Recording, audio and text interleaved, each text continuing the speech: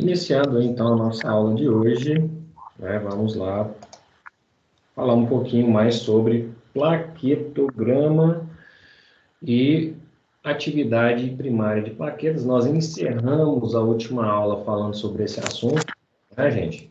E agora a gente vai continuar falando sobre isso na aula de hoje, tá bom?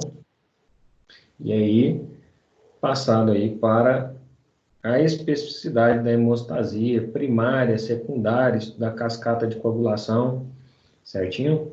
Bora lá então, muito assunto na aula de hoje, sejam bem-vindos, tá bom, pessoal? Grande abraço a todos aí, saudades e recomendações aqui do professor Hélio. Vamos lá então, para a nossa aula de hoje. Tudo certo aqui? Beleza. Então, na aula passada, a gente viu justamente essa questão do plaquetograma, né? A quantidade de plaquetas, o valor de referência normal é de 140 a 500 mil. Alguns autores colocam de 140 a 600 mil plaquetas por milímetro cúbico de sangue, sendo esses valores dentro da normalidade. E, nesse caso aqui do plaquetograma, a pessoa estava com 120 mil plaquetas por milímetro cúbico, ou seja, estava com um quadro de plaquetopenia, né, associado aí a uma neutrofilia relativa. Né? Repare que o número de neutrófilos dela, bastonete, estava acima, né, do normal da relatividade, porém, absoluto estava dentro da normalidade aqui. Isso aqui é um típico de caso de dengue, viu? Plaquetopenia com neutrofilia relativa, certo? No caso do dengue inicial, não é? Quando a gente tem ali o alastrar do vírus do dengue, nós temos aí um combate a ele, né? E quem faz o primeiro combate, a gente sabe que são os fagócitos aí, representados pelos neutrófilos e monócitos. A gente estudou isso aí com propriedade, não é? E aí, nessa situação, os neutrófilos promovem a fagocitose inicial e, por isso, eles acabam morrendo também em grande quantidade quando estão em defesas orgânicas, impedindo aí uma invasão viral, uma invasão bacteriana, ou uma invasão fúngica, enfim, tá bom? Então, por isso que, às vezes, você observa de primeira instância, uma queda do número de neutrófilos, mas logo em seguida ele aumenta. E aí, no caso clínico do dengue, você tem uma plaquetopenia com leucopenia, ainda não é o caso aqui, com neutrofilia relativa, certo? Isso acontece muito com dengue, gripe, rubéola, sarampo, ok? Mas não é... Eu vou para aula.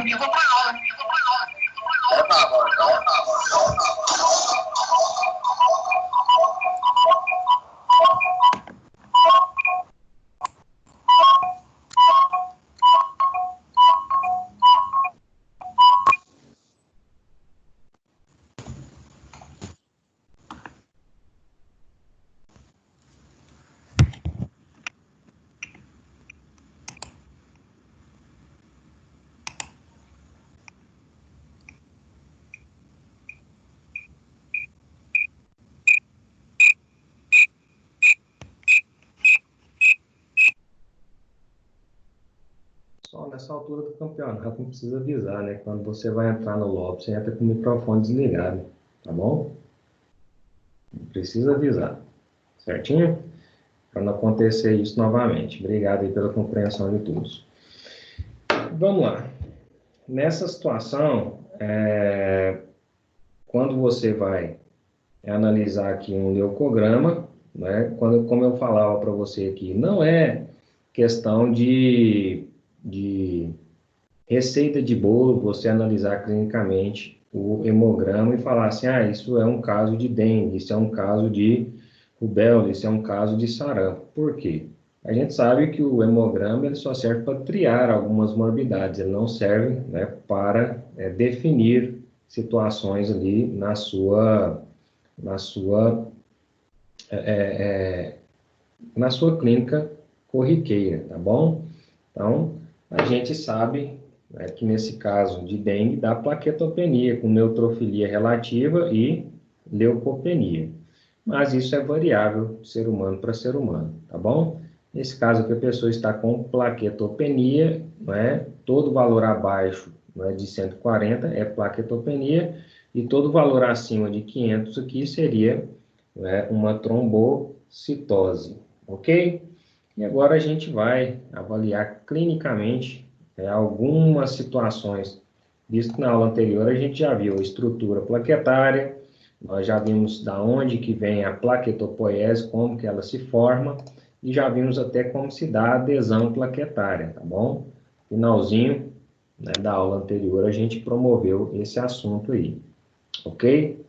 E aí a gente vai agora falar sobre testes, tá bom? Estudo laboratorial da coagulação, certinho? Então, pessoal, dentro do estudo laboratorial da coagulação, entra aí a avaliação da atividade plaquetária, entra a avaliação das proteínas da coagulação, que nós não falamos ainda, porque é hemostasia secundária. Até o momento, nós vamos avaliar o que é uma hemostasia primária e depois passaremos para para essa segunda etapa. Quando eu quero avaliar as plaquetas, né, porque às vezes eu tenho aqui 120 mil plaquetas, eu estou com plaquetopenia, mas essas plaquetas estão eficientes, tá bom? E aí eu posso avaliar isso por um tempo de sangramento, não é? Tempo de sangramento, são estudos laboratoriais da coagulação. A prova do laço, a retração do coágulo e contagem de plaquetas. São exames que, sinceramente, estão em desuso, não é? Mas como ainda existe na literatura, a gente tem que abordar com vocês aqui.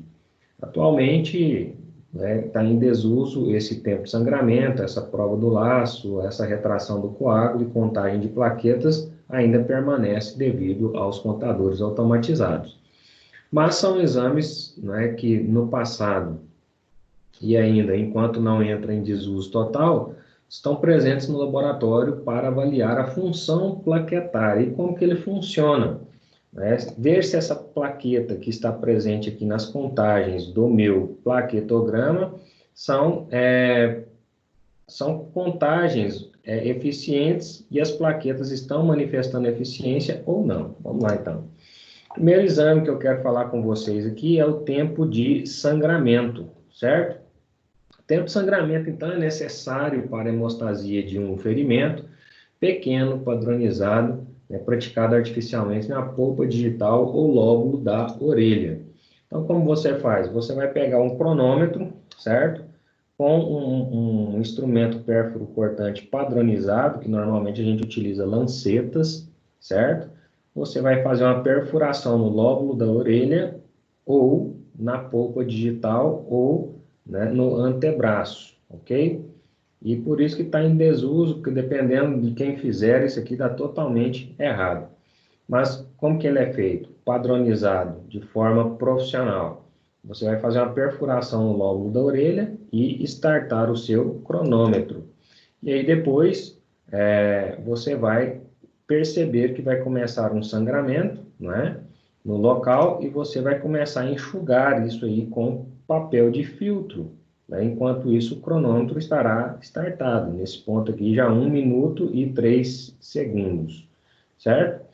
E aí, à medida que você for enxugando com papel de filtro, você vai percebendo se esse sangramento foi estancado ou não, porque quando você encosta o papel de filtro e o papel de filtro não mais é manchado com sangue, significa dizer que o tempo de sangramento foi concluído, ou seja, cessou o sangramento. Então, recapitulando, faça um corte padronizado, como vocês estão vendo aqui, starta-se o cronômetro, tá bom? Começa o sangramento, e aí depois você vai enxugando com papel de filtro, okay? Até perceber que o sangramento finalizou. E aí você pausa o cronômetro e anota o tempo gasto para promover o estancamento, do corte padronizado ali, parando o sangramento nesse momento. Certinho?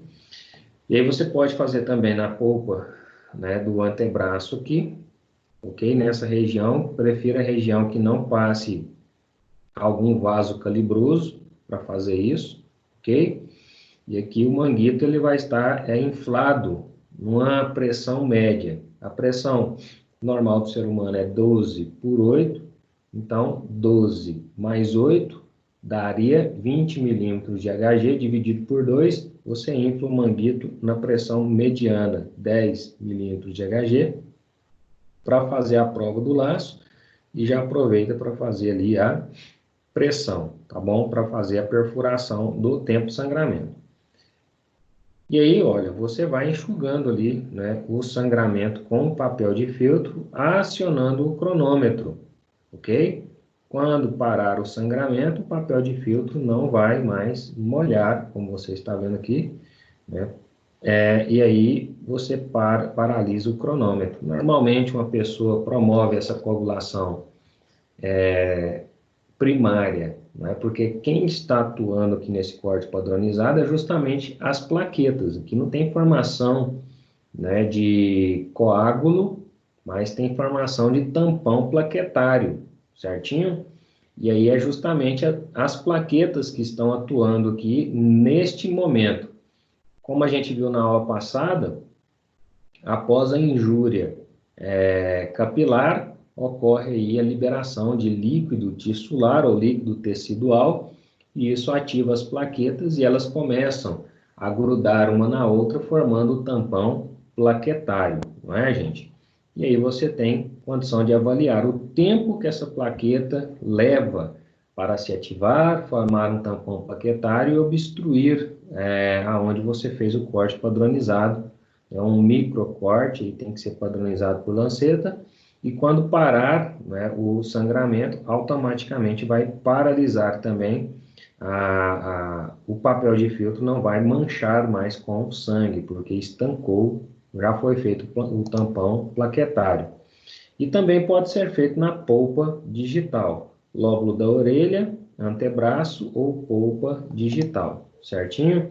E aí fica sempre a minha dúvida, né? A questão desse teste aqui. Se não for um corte padronizado, se não for feita uma padronização exata, tá bom? Porque às vezes a pessoa fica com medo, um profissional inexperiente em fazer um tempo de sangramento, ele fica com medo do paciente sentir dor.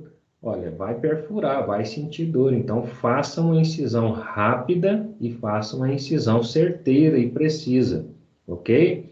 Porque se você ficar com dó, provavelmente você nem vai perfurar, vai provocar dor no paciente, um susto, até maior do que uma dor, tá bom? E não vai perfurar e automaticamente não vai ter sangramento, e aí você vai ter que perfurar novamente. Então, sempre dê preferência em fazer no lóbulo da orelha, tá bom?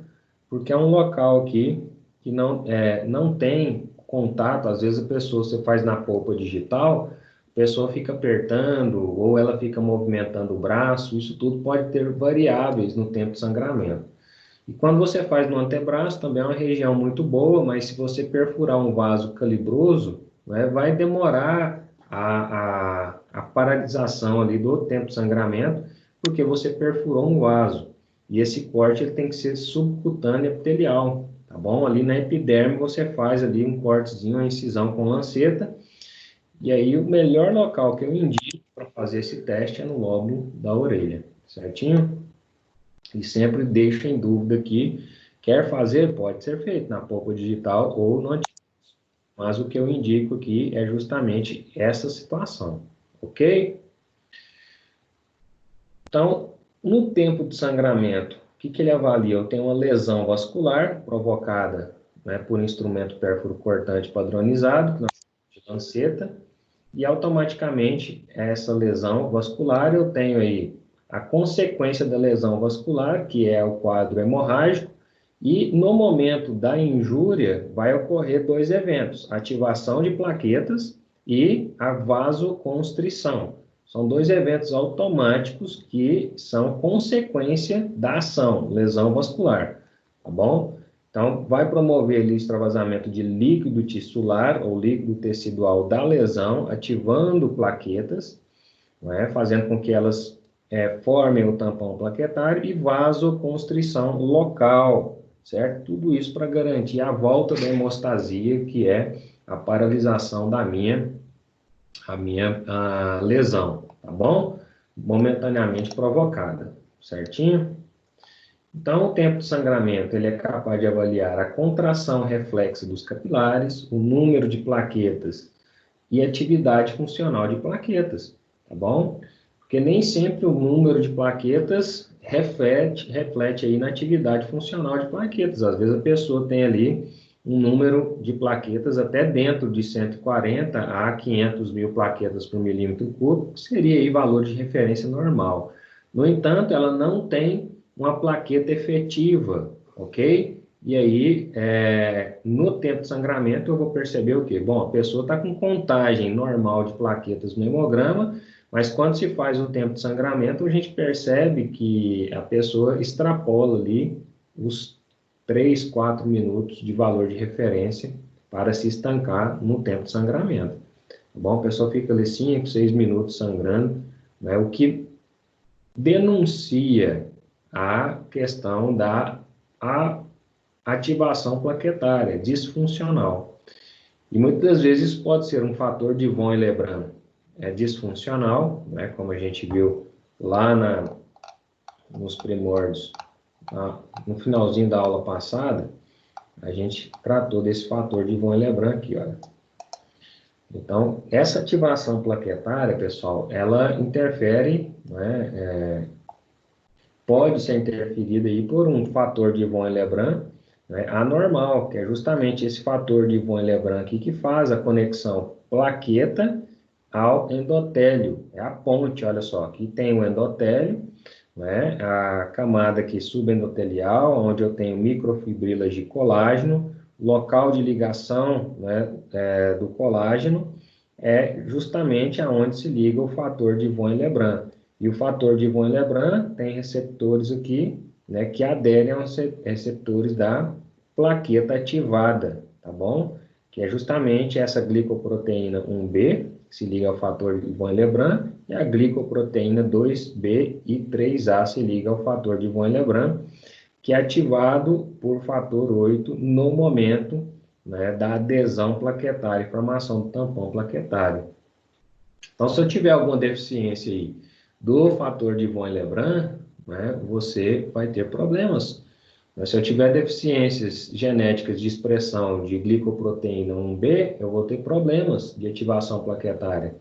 Vou ter um tempo de sangramento aumentado por causa disso, né? Eu posso até ter plaquetas na circulação com contagens normais, mas com deficiências plaquetárias, a eficácia dessas plaquetas não serão dentro da normalidade.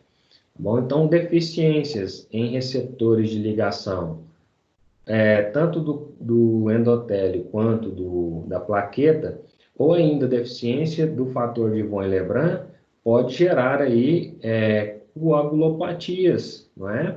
A pessoa pode ter problemas aí de disfunção plaquetária por causa disso. Então, a adesão plaquetária ao endotélio dos vasos é mediada pelo fator de von Willebrand. Tem pessoas que nascem com deficiência de fator de von Willebrand, baixa expressão de fator de von Willebrand, expressão errônea do fator de von Willebrand, isso tudo infere em tempo de sangramento aumentado, porque não tem eficiência plaquetária de agregação e formação do tampão plaquetário.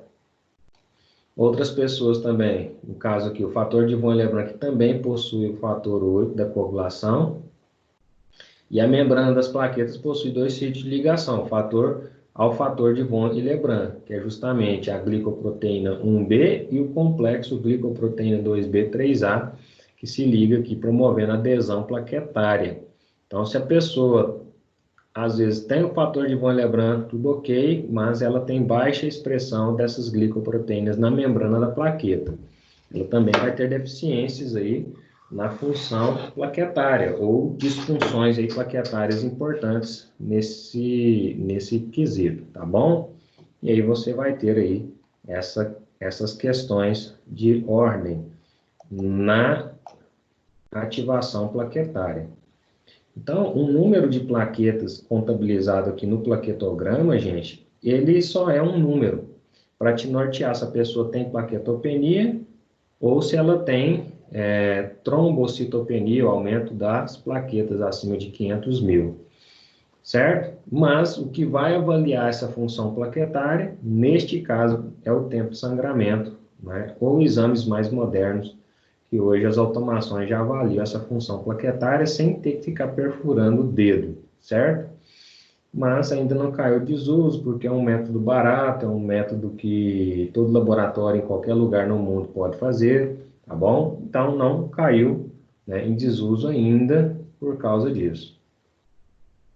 Mas hoje tem muitos, né, tem muitos parâmetros que vêm e somatizar a essa análise do plaquetograma. Por exemplo, na análise das hemácias, a gente estudou VCM, que é o volume celular médio da hemácia, HCM, RDW, né, que é HCM, se HCM mensurava a quantidade de hemoglobina dentro da hemácia, e o RDW mensurava aí a variação do tamanho das hemácias.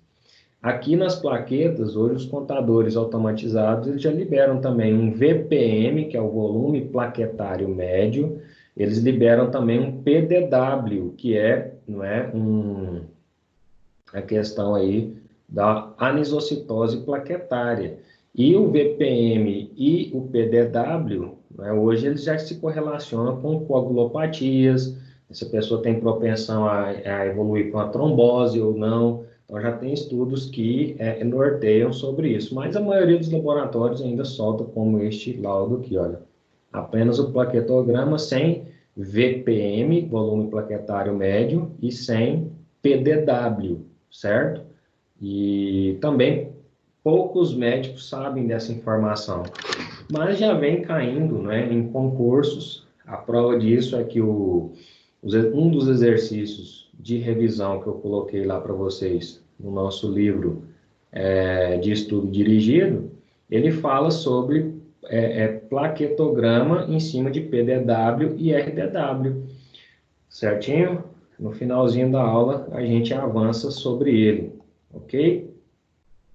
E aí o estudo do tempo de sangramento serve para avaliar essa função plaquetária na questão da ativação das plaquetas e vasoconstrição. Se está tudo ok, né, vai dar um tempo de 1 a 4 minutos, tá bom? Após a injúria capilar padronizada. Você tem de 1 a 4 minutos para resolver esse tempo de sangramento, tá bom? Aonde vai avaliar com contração reflexa dos capilares, o número de plaquetas e a atividade funcional dessas plaquetas. O método mais conhecido é o método de Duke, que é justamente esse método que eu acabei de apresentar para você, certo? De perfuração lobular auricular, ponta digital ou o antebraço, aonde eu sempre prefiro o lóbulo auricular, é mais estável, aonde os valores de referência podem variar de 1 a 4 minutos dentro da normalidade. Acima de 4 minutos, com certeza a pessoa, se foi executada uma técnica correta, se foi feito tudo certinho, com certeza essa pessoa tem disfunção plaquetária ou está num quadro de plaquetopenia severa. O que é uma plaquetopenia severa? Esse plaquetograma que a gente viu de 120 mil plaquetas é uma plaquetopenia branda, visto que o valor normal é de 140 a 500 mil plaquetas por milímetro cúbico. Uma plaquetopenia severa, eu estou falando de plaquetas abaixo de 50 mil plaquetas, não é?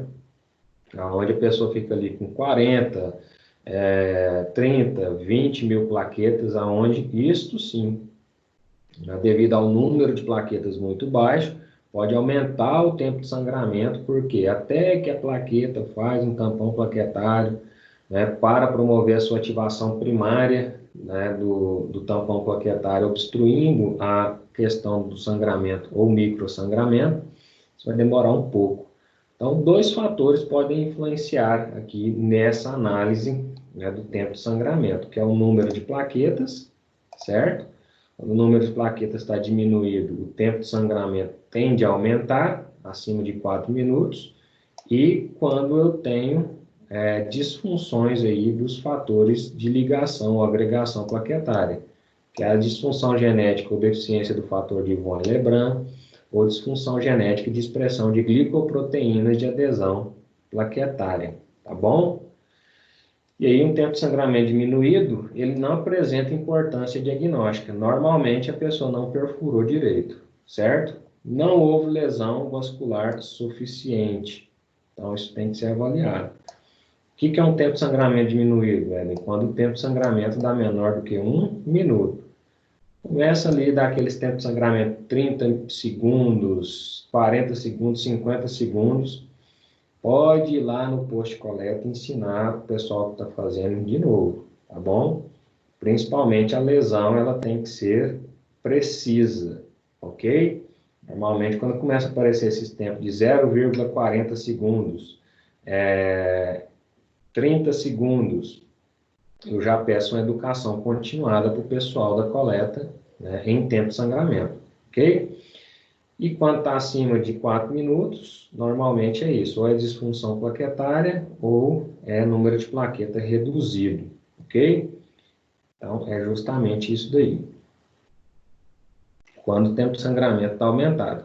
Agora, outros exames, não é, que podem ser solicitados ou prescritos, né, nessa situação. A gente vai, né, vamos continuar aqui avaliando o que é esse tempo de sangramento, tá bom? Então, o tempo de sangramento aqui aumentado, eu posso ter aqui uma trombocitopenia, né, ou seja, diminuição do número das plaquetas. Eu posso ter ainda a questão das tromboastenias, tá bom? E defeitos vasculares, hipofibrinogenia, certo?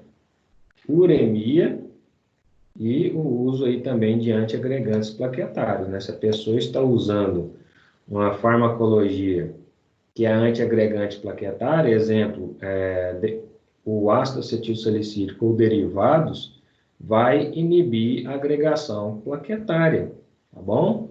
Então, trombocitopenia, número diminuído de plaquetas, as tromboastenias, onde eu tenho disfunções plaquetárias, defeitos vasculares, hipofibrinogênemia, porque eu preciso de fibrinogênio para estabilizar o tampão plaquetário, como vocês viram no videozinho da aula anterior, tá bom? E para não ficar assim tão vago, né, normalmente tem aluno aí que fica perdido quando fala em aula anterior, aí eu vou relembrar ele aqui com vocês, ó.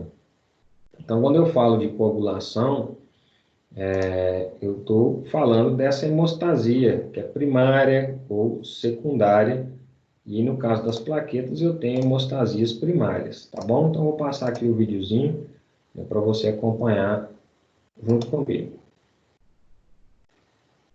A ativação plaquetária, ela sempre vai ocorrer no momento da injúria capilar. Olha lá, tem uma injúria capilar, certo? A plaqueta na circulação chegou à injúria capilar, o fator tissular ou fator tecidual, né, estão expondo ali fibras colágenas e o fator de Von-Lebrun. O fator de Von-Lebrun já se adere às fibras colágenas, como vocês estão vendo aqui, e adere às glicoproteínas plaquetárias, promovendo, então, uma ativação plaquetária, tá bom? Essa ativação plaquetária também é seguida, né, de novas agregações de plaquetas, liberação de tromboxano, olha lá. Tromboxano, então, ele adere às plaquetas, promovendo as proteínas de agregação plaquetária, olha lá. Formando a ligação de plaquetas, liberação de mais tromboxano, atração de plaquetas para o local da injúria e formação do tampão plaquetário. Bem, além do tromboxano, eu tenho a liberação também de tromboplastinas.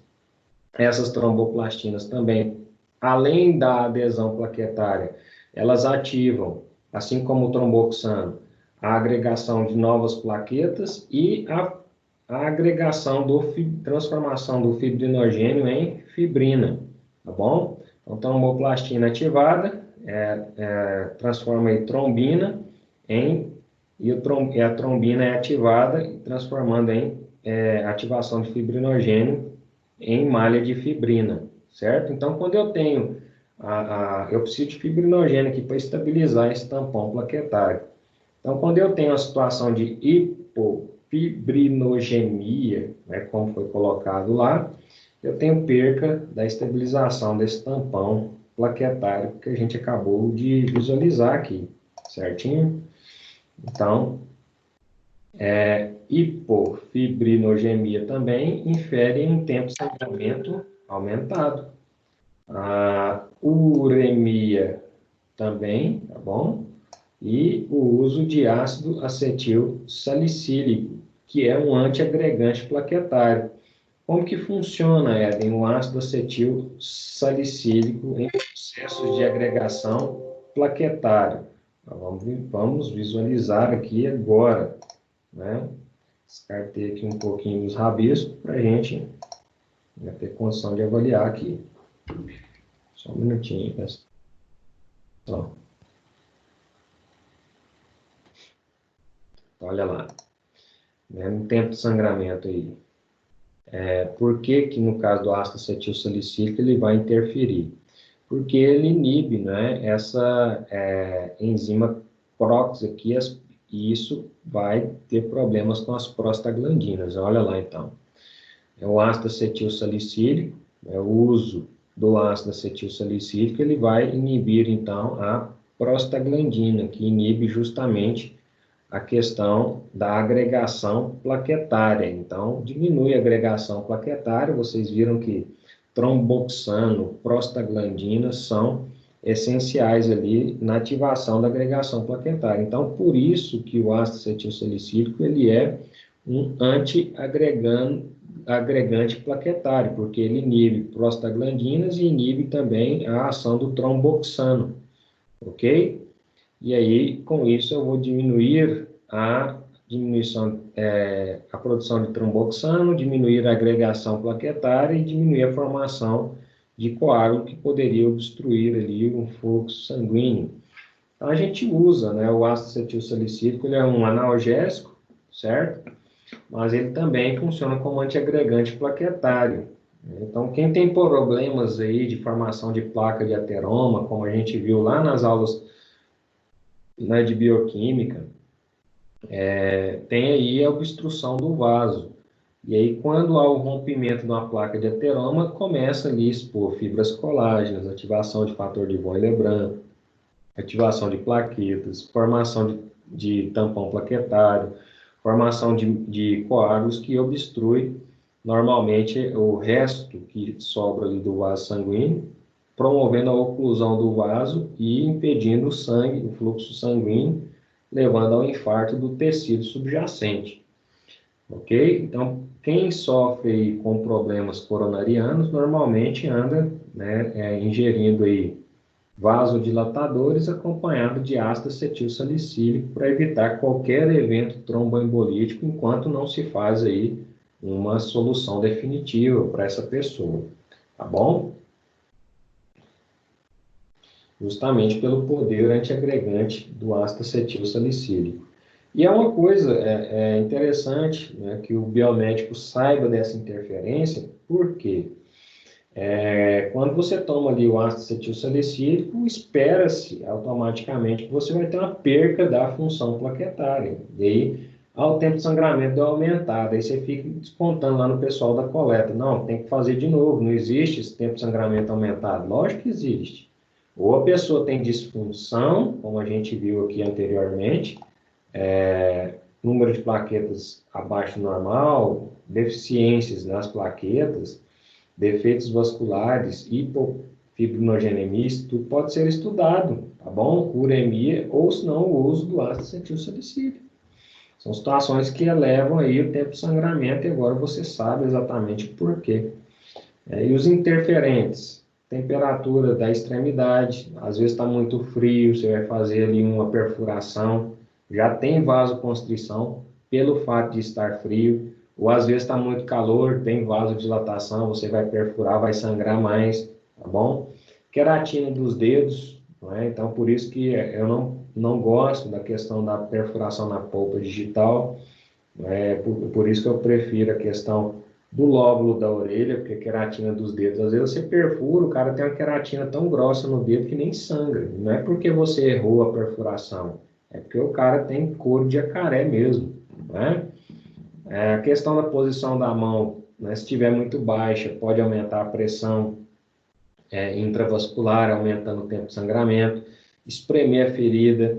Então, evita tudo isso aqui, olha, furando no lóbulo da orelha. Exceto a questão da temperatura, mas se o ambiente laboratorial for climatizado, né, como todo o ambiente deve ser climatizado, que frescura, a vigilância sanitária veio aqui exigir um ar-condicionado na sala de coleta, justamente por causa disso aqui, porque se não tiver climatização controlada, eu não consigo, né, promover a minha eficácia em alguns exames, e um exemplo disso é o tempo de sangramento. Não só, mas, né, faz parte, tá bom?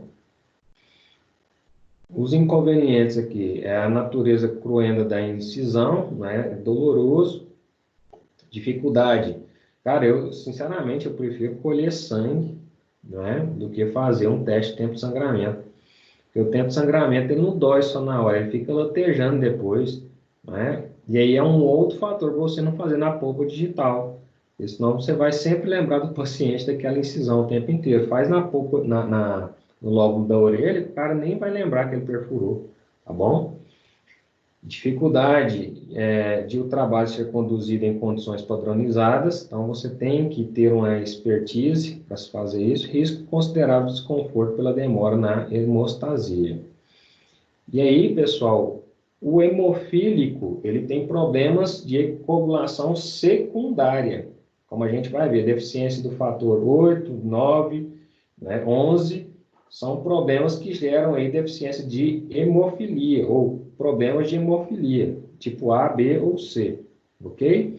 Mas, porém, contudo, entretanto, o hemofílico não tem problema nas plaquetas dele, então para o hemofílico, e guarda isso, porque todo concurso cai, toda prova cai e a maioria das pessoas erram.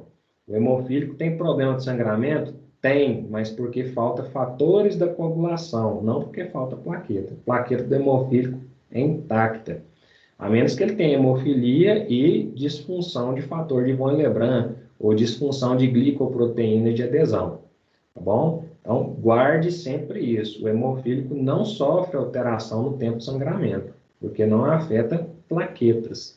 Ele sofre alteração nesse próximo exame aqui, que é o tempo de coagulação, certo? Que a gente vai ver quando estudar hemostasia secundária. E aí, a prova do laço. A prova do laço é o quê?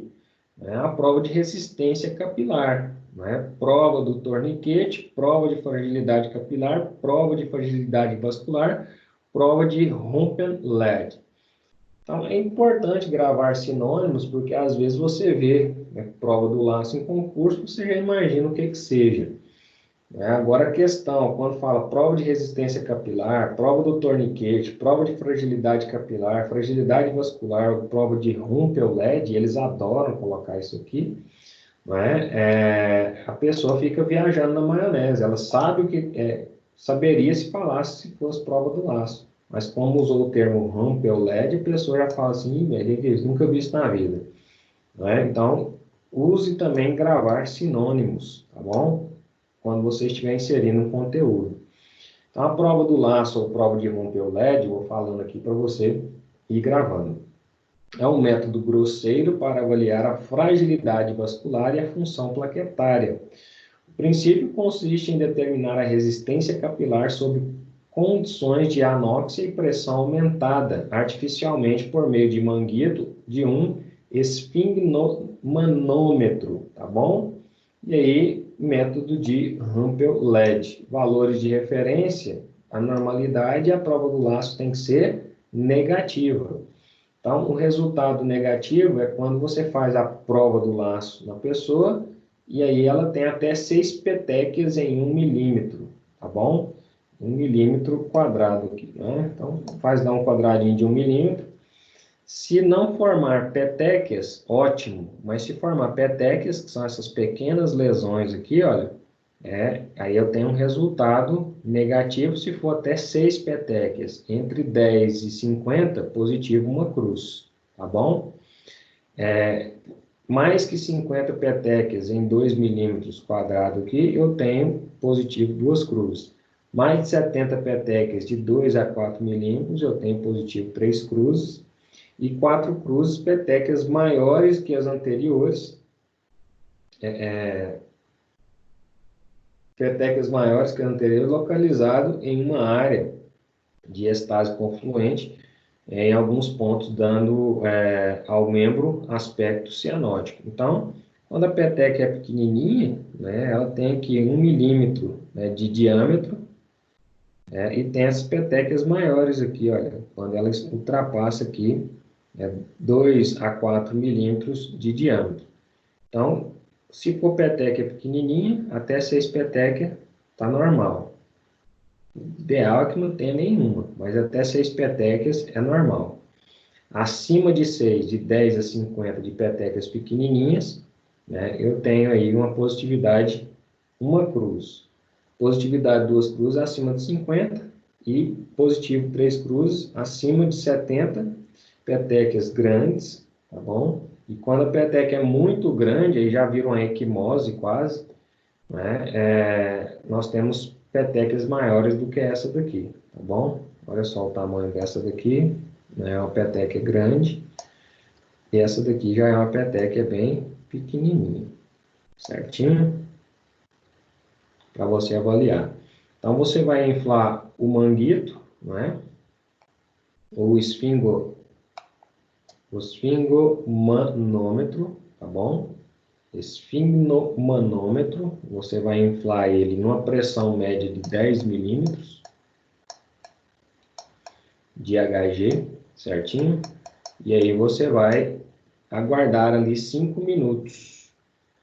E aí vai observar, né, primeiro, antes, se tem ou não tem petequia, e depois da prova do laço, ou prova de Rumpel-Led, tá bom?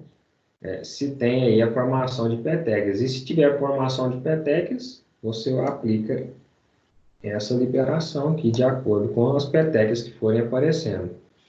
Então, nesse caso aqui, né, tem acima de 50 petequias, tá bom? Porém, são petequias pequenas, ok?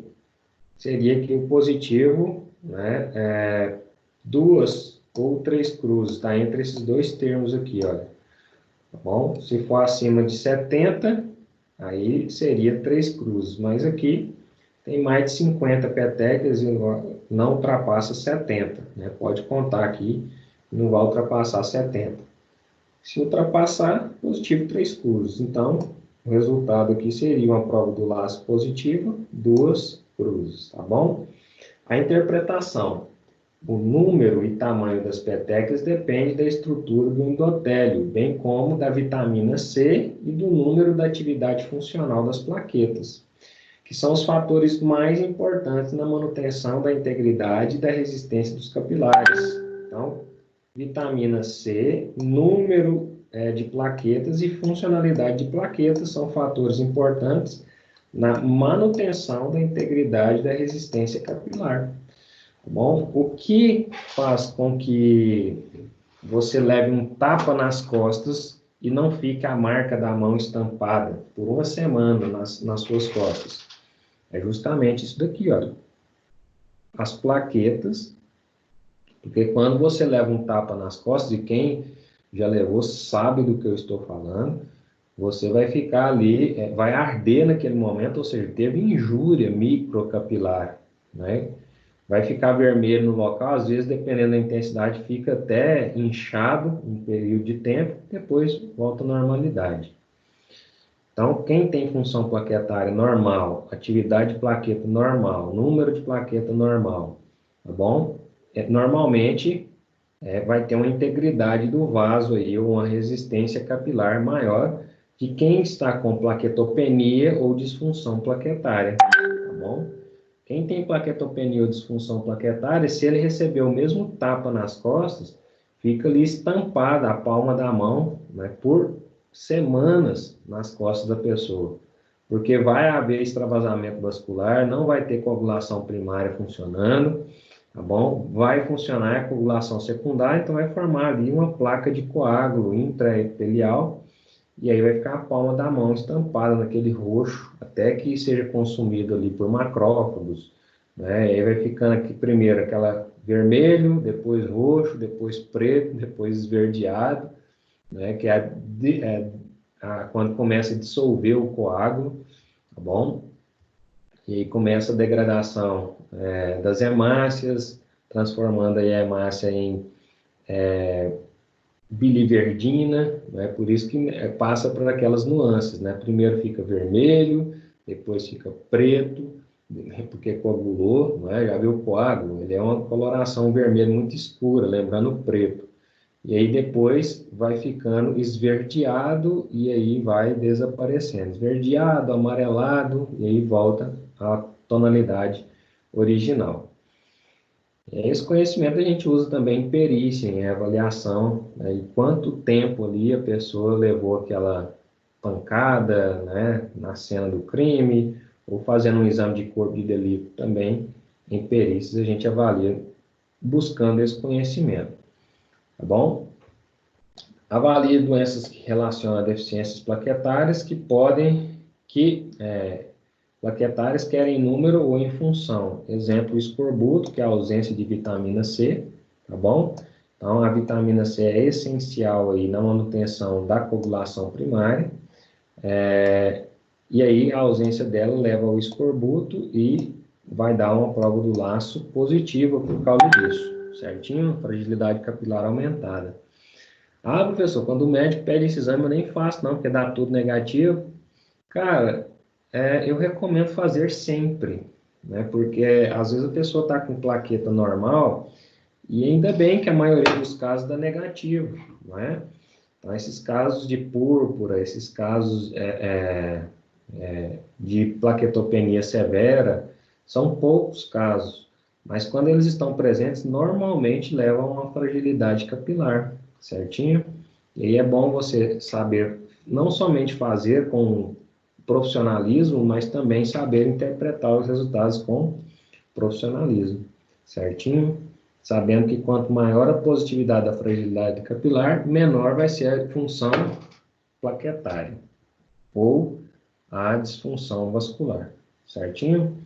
Então, contagem de plaquetas. Quando eu tenho aí uma plaquetose, por exemplo, eu tenho aí processos infecciosos agudos, como febre reumática, mononucleose infecciosa, sepsemia, ok?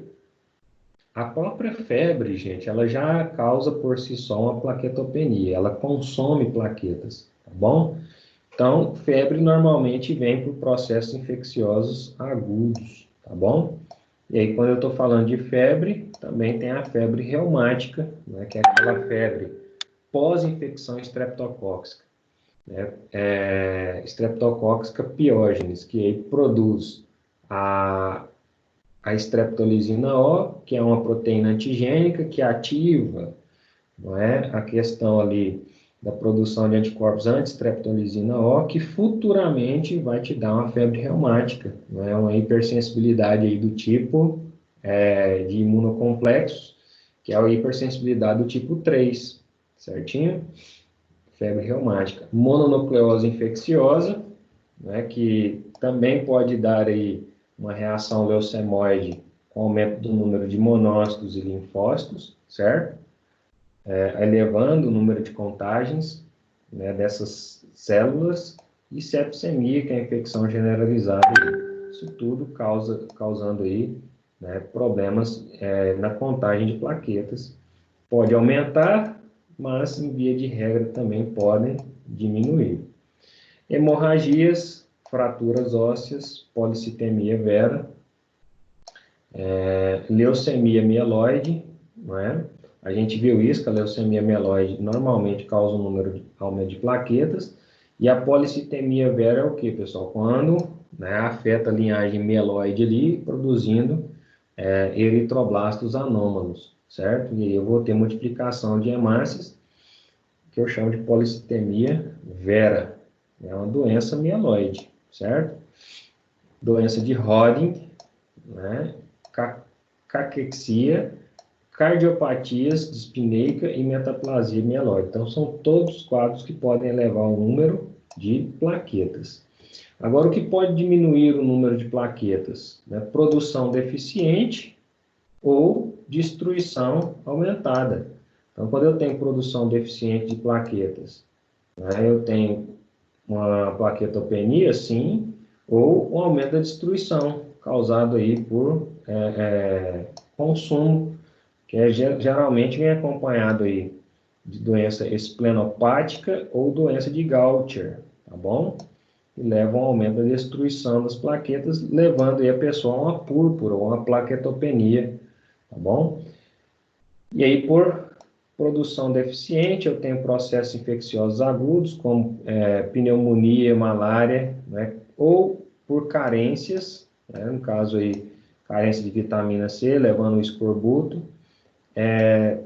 Causas tóxicas, como o uso de alguns antimicrobianos, cloranfenicol, tá bom? Ou alguns fármacos como fenilbutazona e o ácido acetilsalicílico. Radiações ionizantes como raio-x, certo? Alterações mieloblásticas, no caso da anemia perniciosa e aplástica, perniciosa que é a ausência ou carência de vitamina B12, e a aplasia de medula, quando algum fator químico, físico, ou até microbiológico faz com que a medula pare de se transformar em leucócitos, plaquetas ou eritrócitos. Então, quando eu tenho problemas de aplasia de medula, afeta tanto a eritropoiese, quanto a leucopoiese, quanto a plaquetopoiese, tá bom? Plasmocitoma, infiltração metaplásica e também alergia a iodo, quinina e beladona, certo? São quadros que podem levar à plaquetopenia, tá bom, gente? Até a próxima aula, não. Certinho? Vamos fazer alguns exercícios aqui para a gente fixar melhor essa matéria.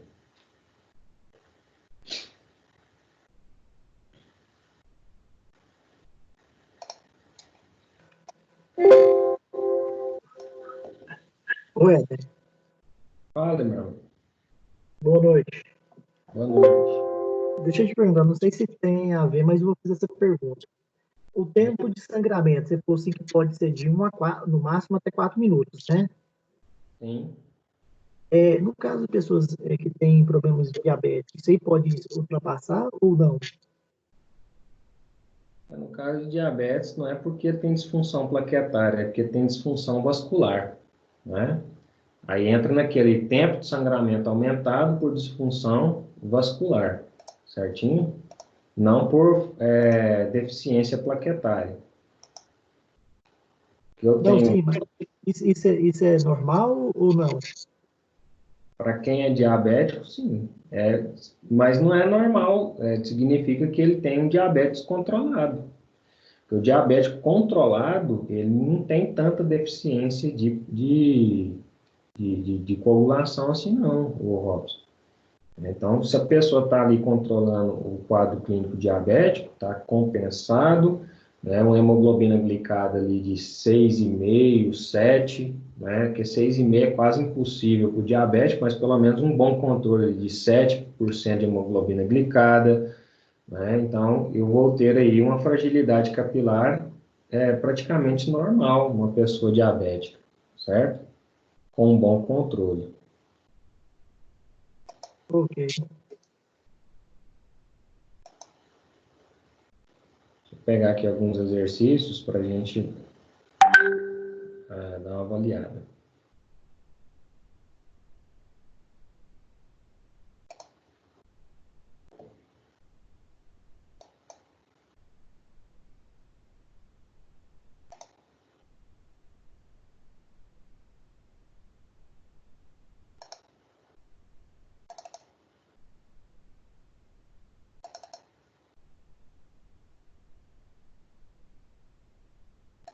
Professor, tira uma dúvida. Pode falar. a questão para fazer o tempo de sangramento. Assim que fizer a lanceta, né? Fizer a picadinha, já liga o cronômetro, né? E vai estar observando e limpando com o papel filtro, é isso, né? Sim. Existe um tempo para estar limpando e observando esse cronômetro, tipo 15 em 15, 30 em 30 ou não? Normalmente a gente padroniza de 15 em 15, né? Mas existe um tempo, assim, é coisa que foi se reinventando, né? Aprimorando o método. Já que tem que limpar, que padroniza limpar de 15 em 15 ou de 30 em 30 segundos. Normalmente a gente padroniza de 15 em 15 segundos, por quê? Porque o tempo é de 1 minuto a 4 minutos. Se você começar a limpar ali de 30 em 30 segundos, às vezes coagulou com 1 minuto, mas você vai soltar o resultado só com 1 e 30. E aí, às vezes, poderia ser 1 e 15, entendeu? Então, quando você diminui de 15 em 15 segundos para você limpar aquele papelzinho ali, você está aumentando a precisão do seu método, tá bom? É de 10 em 10 também ninguém merece, né? Pode ser de 15 em 15. Tá bom, obrigada. Olha aqui, pessoal, lá no seu plano de estudo, né? Já está lá no celular, você já até baixou. Isso aqui já estudou para prova de anemias. Agora a gente tem aqui também estudos da hemostasia. Um exemplo é esse aqui, olha. É um exercício que foi retirado lá da Residência Multiprofissional em Saúde, do Hospital das Clínicas de Goiás, em 2013. A residência biomédica aqui. A figura a seguir é um histograma de distribuição de plaquetas, né, onde eu tenho aqui o PDW, né, que varia, essa é a região onde eu tenho a questão da anisocitose plaquetária, né, então a variação de tamanho, olha só. Essas provas de concurso, gente, normalmente eles gostam muito de análise de gráfico, tá bom? E é uma coisa bem simples, né? Mesmo que você não saiba o que é um PDW, eu falei na aula de hoje, o que é PDW? Né? É a variação do volume de plaquetas, assim como o RDW é para a variação do tamanho das hemácias. E aí ele coloca aqui o tamanho das plaquetas em fentolitros, tá vendo? 2 fentolitros a 30 fentolitros. E aqui ele está colocando que um PDW, né, dentro da normalidade, essa é a variação de PDW desse paciente, que foi de 20%, certo? E aí, aqui, eu teria uma variação de tamanho de 100% ou 0%. Ele coloca a variação de PDW por tamanho de plaquetas. Então, analisando esse gráfico, e aí pedindo aqui as informações, é o que ele pede. A figura a seguir é um histograma de distribuição de plaquetas, né? E aí o cara já trava, fala assim, nossa, velho, eu não vou analisar isso não. É perder uma questão de bobeira, olha o tanto que ela é fácil. PDW, né? E PLCR, o que é PLCR? Essa região aqui, ó. Então, PDW é essa região e PLCR está apontando para essa região. Informam, respectivamente, o quê? Então, PDW, amplitude, respectivamente, né? Amplitude de distribuição de plaquetas, certo? Então, Eu não estou vendo a questão. Oi? Eu não estou vendo a questão. O senhor está lendo? Pessoal, foi mal. Deixa eu compartilhar aqui. Obrigado aí.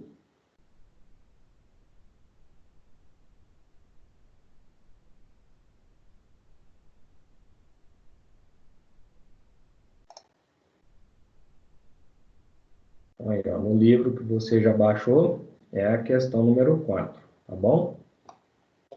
Então, olha só. A figura a seguir é um histograma de distribuição de plaquetas.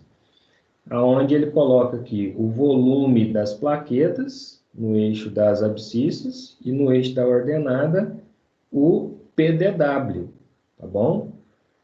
E aí ele coloca aqui, PDW, que é essa região, que corresponde aqui a 20%, e PLCR, que corresponde a essa região, informam respectivamente o quê? E aí é só você lembrar de RDW, você lembra de PDW. Então, PDW é a amplitude de distribuição das plaquetas, tá bom? Ou vai ser a letra C, ou vai ser a letra D. Então, de cara, você já eliminou letra A e letra B. E PLCR significa o quê? Porcentagem de microplaquetas. Gente, é só uma questãozinha de análise, né? Olha só. PLCR é microplaquetas. Aqui está a região onde tem o maior volume de plaquetas. Olha, 30 femtolitros. As plaquetas pequenininhas estão aqui, olha. 2 femtolitros. Então, PLCR significa porcentagem de macroplaquetas.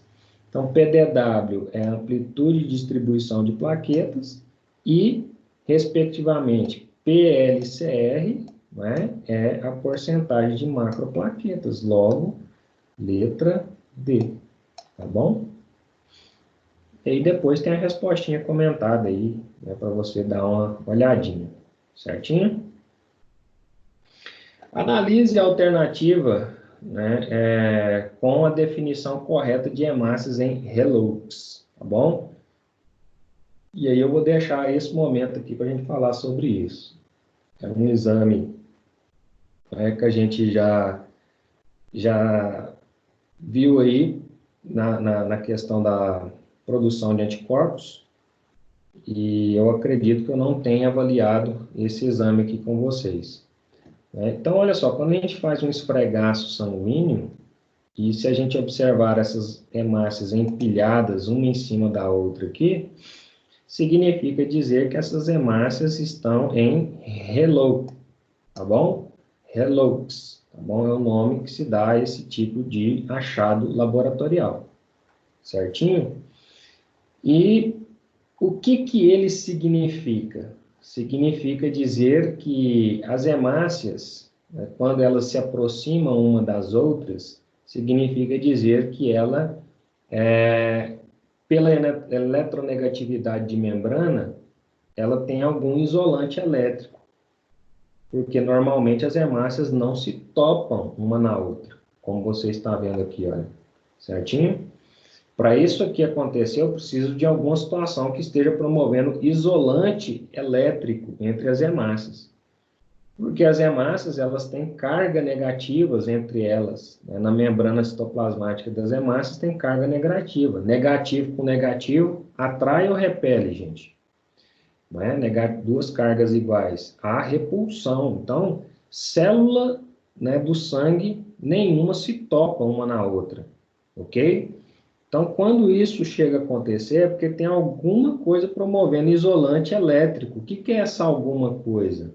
Normalmente, proteínas funcionam como isolante elétrico, tá bom? E aí, o que tem de variação de proteínas? Quando eu tenho um processo inflamatório, quando eu tenho a produção de anticorpos, eu tenho um excesso de produção de anticorpos em uma resposta inflamatória. O moral. E aí, o excesso de anticorpo circulante promove a hemácia em ReLux, certinho? Então, quando você encontrar esse achado laboratorial, hemácia em ReLux, certo? Você vai estar justamente diante dessa situação. Assinale a alternativa com a definição correta de hemácias em ReLux. Então, eu dei a situação clínica. O que é hemácia em ReLux? São hemácias empilhadas uma na outra. Bom, isso aqui é o concurso da EPSA-RH, da Universidade Federal do Mato Grosso, o Hospital Universitário de lá. Então, hemácias com pequenos corpúsculos de inclusão, não. Hemácias com granulações de cor azulada, não. Hemácias cor enegrecida, não. Aglutinação de hemácias que formam verdadeiras pilhas, podendo observar em lâmina corada. É isso aqui, né? Letra D. Aí depois você dá uma lidinha na resposta comentada aí, ok? Vamos ver se tem mais alguma aqui dentro do contexto de plaquetas.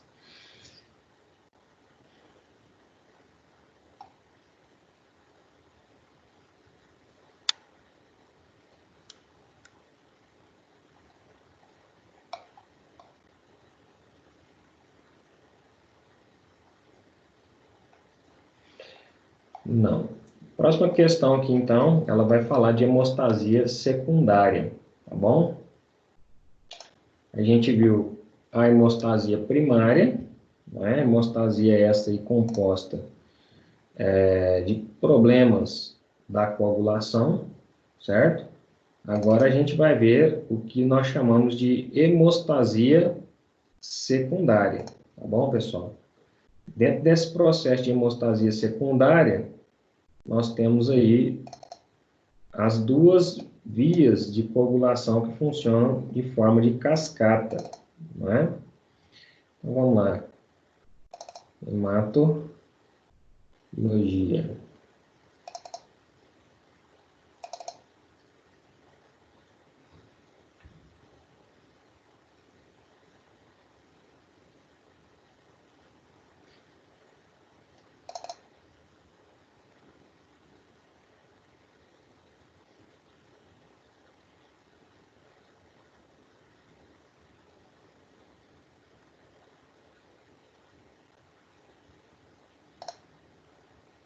A gente viu aí que o processo da coagulação laboratorial, né, ele passa aí por um processo de ativação de plaquetas, certinho? E aí a gente estudou o tempo de sangramento e a prova do laço para avaliar essa hemostasia que eu chamo de hemostasia primária. Ou seja, a primeira hemostasia que vai ser acionada em um processo de lesão vascular. Hemostasia primária, tá bom? E aí eu tenho, né, como avaliar a função plaquetária da hemostasia primária por esses exames. Tempo de sangramento, prova do laço, tá bom? E contagem de plaquetas. Retração do coágulo. Né? O que seria essa retração do coágulo, pessoal? É eu pegar, né, o sangue, colher dentro de um tubo, colocar para coagular, e depois que eu mensurar o tempo de coagulação, né, que é uma hemostasia secundária, aí a gente faz a avaliação da retração do coágulo. A gente vai ver isso em detalhes, tá bom? E aí, na hemostasia secundária, a gente também avalia tempo de protombina e tempo de tromboplastina parcialmente ativada, tá bom? Tempo de sangramento a gente viu, né? O procedimento também a gente viu. E aí, agora, tempo de coagulação. O que é um tempo de coagulação? Para avaliar justamente a questão da hemostasia secundária. É um tempo gasto, né, para a hemostasia completa do sangue, ou seja, formação completa do coágulo, quando colhido e colocado em condições padrões. Avalia grosseiramente todos os fatores da coagulação, exceto o fator 7, que é a proconvertina, tá bom? Que só toma parte do sistema extrínseco da coagulação. Então, essa questão aqui do tempo de coagulação, ele avalia, né, o que é tempo da ativação dos fatores da coagulação. Bora aqui ver o que seriam esses fatores da cascata de coagulação, certinho?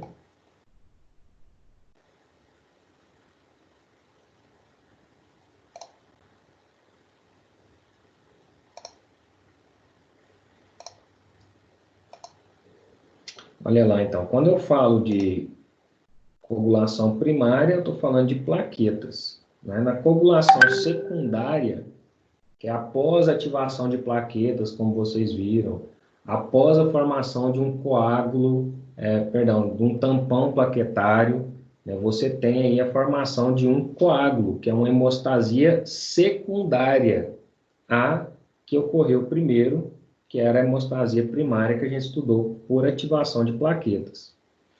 E aí a avaliação desta coagulação secundária, a gente tem que avaliar justamente essa cadeia da coagulação secundária, que ela passa por duas vias, não é? Que eu chamo de via intrínseca da coagulação e via extrínseca da coagulação, tá bom? A via intrínseca se ativa por fator 12, e aí esses fatores são proteínas da coagulação que estão aí na circulação nesse momento, não é?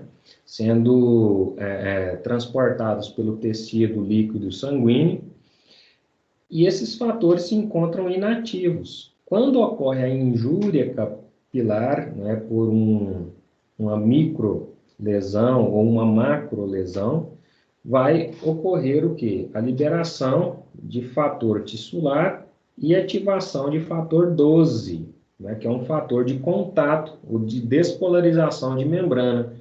Despolarizou a membrana, ativa fator 12.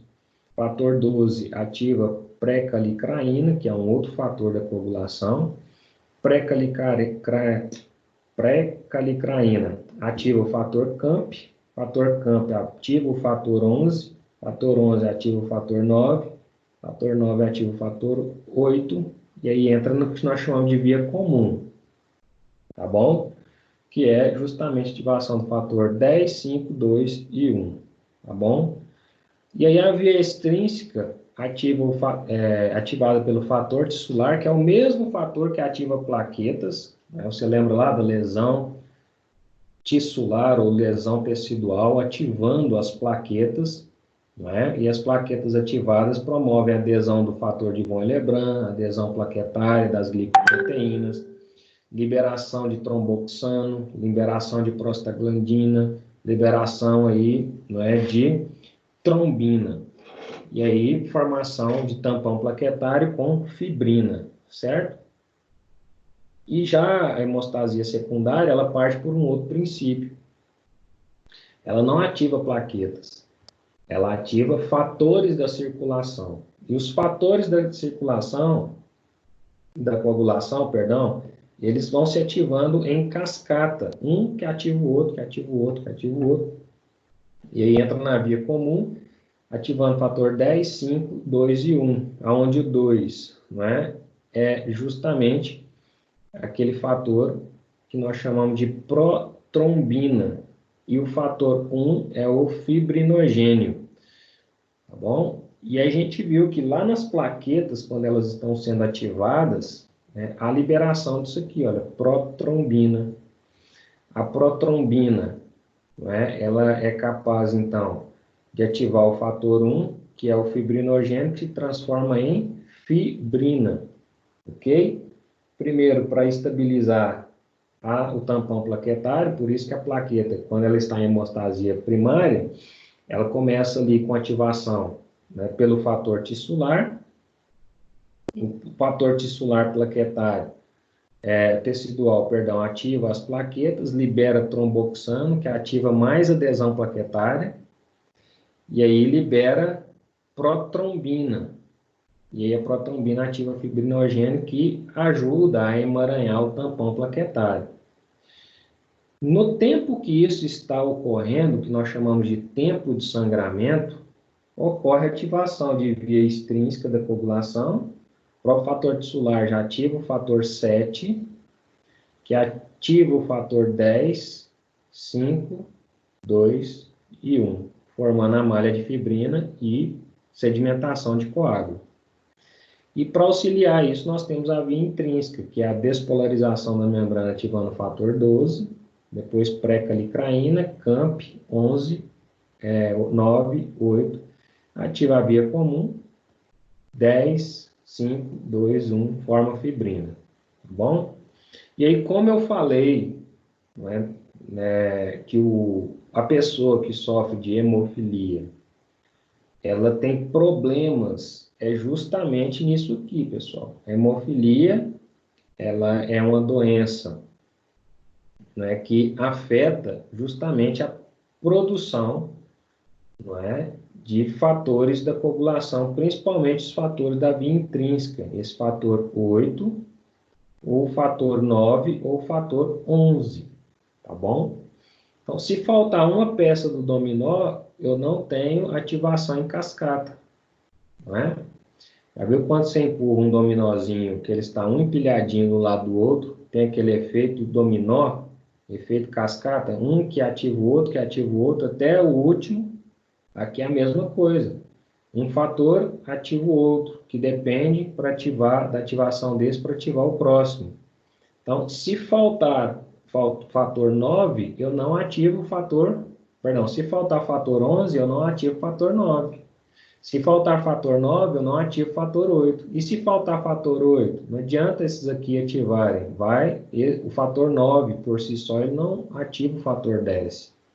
Quem ativa o fator 10 é só o fator 8 ou o fator 7. Fator 8 da via intrínseca ou o fator 7 da via extrínseca. E se eu não ativar a via comum, não tem formação de fibrina. E é o problema do hemofílico, tá bom? O hemofílico não tem disfunção plaquetária. Quem tem disfunção plaquetária é quem tem deficiência de fator de von Lebrun, deficiência de glicoproteína 2B, 3A, 1B, tá bom? Que são as glicoproteínas de fixação, não é? Que a gente viu. Quem tem problema de aplasia de medula, não produz plaqueta suficiente, que a gente viu que dá um tempo de sangramento aumentado. Essas pessoas vão sofrer com disfunção plaquetária. O hemofílico não. O hemofílico ele tem problema na coagulação secundária, principalmente na via intrínseca da coagulação. Hemofilia A, falta fator 8. Hemofilia B, falta fator 9, perdão. Hemofilia C, falta fator 11. E aí, qual que é o tratamento? Ou eu faço a reposição dos fatores, ou, dependendo do caso, já aplico direto a fibrina no local da lesão. Tá bom? Então, normalmente, eles fazem a malha de fibrina no local da lesão e aplicam o fator deficiente daquele hemofílico, permitindo que ele possa ativar os outros fatores até chegar à sua própria malha de fibrina. Tá bom? Auxiliando aí na coagulação, né, quando o hemofílico sofre algum problema ou um evento tromboembolítico. Só porque a hemofilia, cara, é complicado. A pessoa pensa que o hemofílico só tem problema na vida quando ele tem um corte. Não é. Por exemplo, a gente, porque é normal, a gente não sente a situação. Mas o simples fato de andar, subir uma escada, pular, um tapa que você leva, né, uma bolada que você leva, isso gera injúrias. Um solavanco, isso gera injúrias. Né, e isto gera microlesões que vão ser estancadas ali por plaquetas e, dependendo da extensão da lesão, vai ter aí ativação da cadeia da coagulação.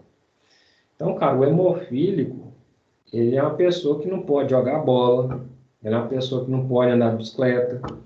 Ele pode até fazer isso, mas sobre o risco de que um solavanco que ele levar, ele vai ter problemas de coagulação interna, você está entendendo? Imagina aí um hemofílico sofrendo uma luxação em uma articulação. Quando você está jogando bola, você sofre uma luxação no joelho, cara, dói, né? Você cai no chão, você foi lesionado. Isso daí você se recupera normalmente. O hemofílico, cara, o joelho dele vai virar uma bola de sangue, tá bom? E alguns têm até problema articular depois, levando a artrite, a artrose, por causa disso, certinho? Então, quando você pensa em hemofilia, você não pode pensar só num sangramento provocado por um corte. Sangramento provocado por uma luxação, por uma escoriação, isso tudo são problemas diários do hemofílico que impossibilitam ele, né, de praticar esportes, praticar exercícios normalmente como uma pessoa comum faz e, às vezes, né, nem agradece a Deus pela saúde que tem. Por quê? É uma coisa natural, né, do ser humano, ele nem percebe este sincronismo da coagulação funcionando diariamente no corpo. A gente percebe quando tem uma hemorragia. Assim, agora eu estou precisando da coagulação, coagula rápido. Isso é exigente, não é? Mas diariamente você está colocando a sua coagulação primária, plaquetas, sendo consumidas aí o tempo todo e sendo produzidas o tempo todo, assim como os fatores da coagulação também. Então, quando eu estou falando, né, de testes laboratoriais que avaliam a questão da hemostasia secundária, né, eu estou falando de testes que avaliam justamente os fatores da coagulação em conjunto para formar uma fibrina. E aí a formação da fibrina, né, ela obviamente passa, né, por ativação de cascata de vários fatores. Onde nós temos aqui o fator 1, que é o fibrinogênio, fator 2, que é a protrombina, fator 3, que é a tromboplastina, fator 4, que é o cálcio. Então, sem cálcio não tem coagulação, gente. Cálcio ele é importante na hemostasia secundária, também é importante na contração muscular, é importante na calcificação dos ossos, dos dentes, certinho? Então, o cálcio tem a sua importância extracoagulação. E ele, por isso, está presente em tecidos de forma generalizada. Ok? E aí, tanto é tão importante o cálcio que se faltar cálcio na sua alimentação, o seu organismo, ele ativa a glândula paratireoide para produzir o paratormônio. E o que o paratormônio faz? Vai lá no osso e retira o cálcio do osso para biodisponibilizar ele na circulação. Você precisa de cálcio. Sem cálcio você não bate coração, você não contrai musculatura, você não faz coagulação, e você precisa desse íon o dia todo, o tempo inteiro. Tá bom? Fator 5 é o fator que nós chamamos de fator lábio, né, que é proacelerina, certo? Produzido aí no fígado, assim como o fator 2, que é a protonina, também é produzido no fígado, assim como o fator 1, que é produzido no fígado e no sistema retículo endotelial, tá bom? O fator 7 é chamado de fator estável ou proconvertina. Então, o fator 5 é o fator lábio, proacelerina, fator 7, fator estável, proconvertina. Ambos produzidos no fígado, tá bom? Fator 8C, né, que é o fator 8 da coagulação, que é justamente esse fatorzinho aqui, ó, tá bom? Ele é um fator que nós chamamos de fator antihemofílico A. Lembra que eu falei, quando falta o fator 8C, a pessoa vai ter hemofilia A, tá bom? E aí ele é produzido aí, olha, no fígado, no endotélio e no sistema retículo endotelial. O fator 8 de von Willebrand, que é aquele fator que você viu lá quando a gente estudou as plaquetas, ele está presente no fator de von Willebrand, tá bom? E ele ativa-se junto com o fator de von Willebrand nas plaquetas, certinho? Então tem o fator 8C de coagulação, da cascata de coagulação secundária, e o fator 8 de von Willebrand, tá bom? Fator 9, produzido aí pelo fígado, assim como o fator 10, 11, 12 e 13. Fator 9 é o fator antihemofílico B, tá bom? E o fator 11 é o antihemofílico C, como a gente falou. O fator 10, que é o fator Sturm-Power, não é? É justamente aquele fator que inicia o que nós chamamos de via comum, olha só, certinho? Imagina se a pessoa tem deficiência de fator 10 e não consegue ativar nem a via intrínseca, nem a via extrínseca, tá bom? Nenhuma e nem outra. Deficiência de fator 11, a pessoa vai desenvolver hemofilia C. Deficiência do fator 9, ou fator Christmas, desenvolver hemofilia do tipo B. Então, isso aqui é importante. Hemofilia do tipo A está correlacionado à ausência de qual fator da coagulação? Fator 8. A hemofilia do tipo B, ela está correlacionada a qual fator de coagulação? Fator 9. A hemofilia do tipo C está correlacionada a qual fator de coagulação? Fator 11. E o fator 12, que é aquele fator, né, que inicia a via intrínseca da coagulação, olha só, gente, como eu falei, é um fator de contato.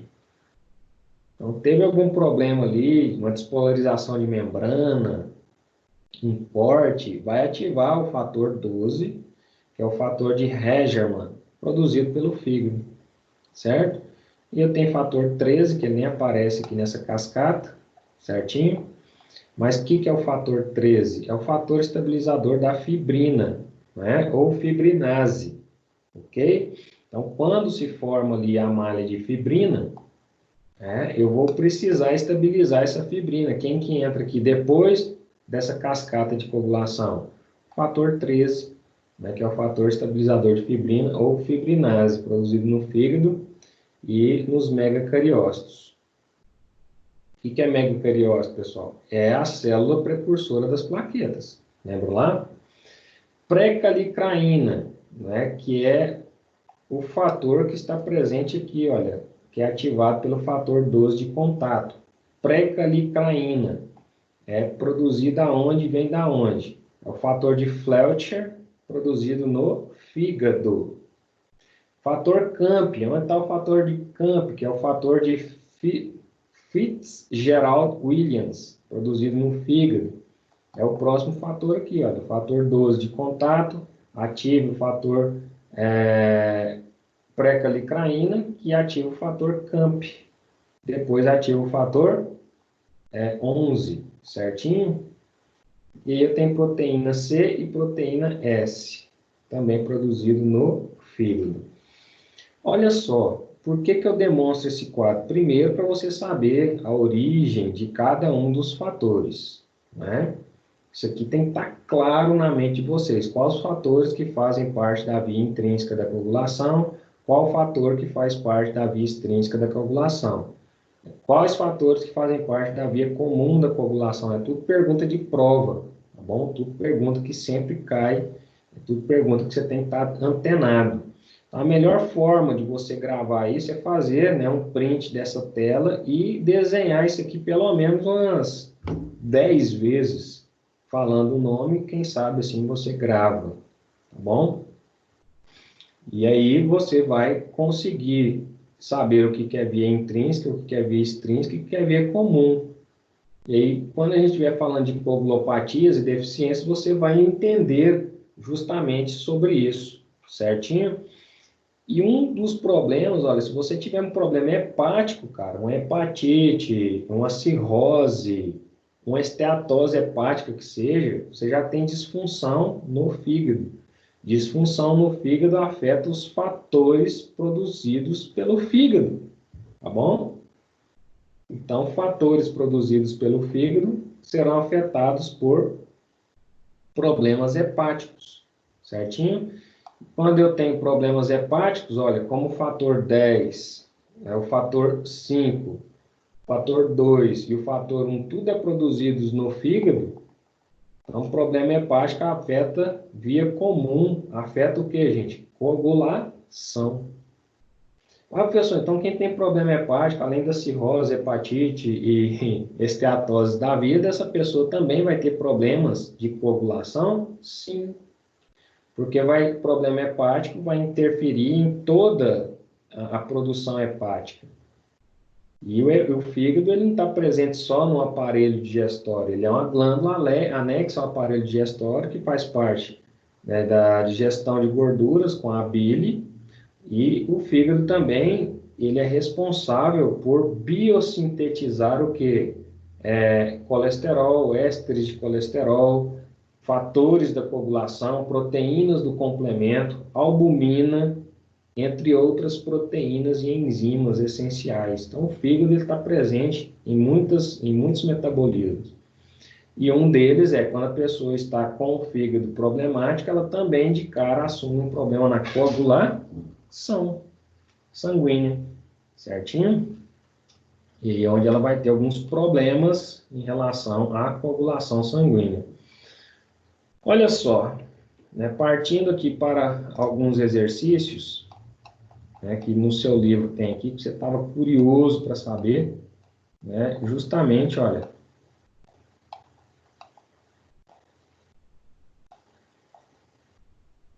o exercício número 2 aí fala, né, de fator de coagulação, certo?